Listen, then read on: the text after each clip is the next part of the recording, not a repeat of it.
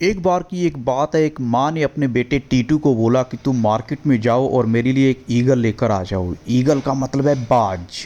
और ये बच्चा जाने लगता है और जैसे ही ये आगे जाता है तो इसने देखा यहाँ पर बहुत सारे जानवर इसको दिख रहे थे और साथ में बहुत सारी गाड़ियाँ भी। लेकिन ये बहुत नॉटी था, शरारती था और इसने जानबूझ के सबको टक्कर मारी। पहले एक जानवर को गिरा दिया, फिर उसके बाद दूसरे जानवर को भी इसने जो है टक्कर मार दी और उसकी वजह से वो जानवर नीचे गिर जाते हैं और फिर गाड़ी को भी टक्कर मार दी ज़ोर से इसने।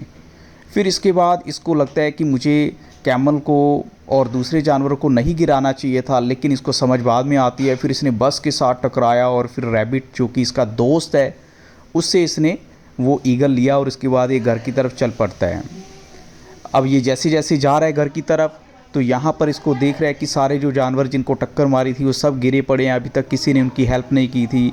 और ये अब घर पहुँच जाता है तो मदर को इसने बताया कि इसने क्या किया है। मदर काफ़ी गुस्सा होती है, नाराज़ होती है कि तुमने ऐसा क्यों किया। लेकिन फिर मदर बोलती है कि तुम्हें एक बार फिर से जाना होगा और कुछ और सामान लेकर आना होगा। लेकिन जैसे ही आगे जाता है तो एक बहुत बड़ा जो है टाइगर इसके सामने आ जाता है। और वो टाइगर किस लिए आता है, क्योंकि वो टाइगर अपने सभी जानवरों का बदला लेना चाहता था कि जिनके साथ इसने टक्कर मारी थी।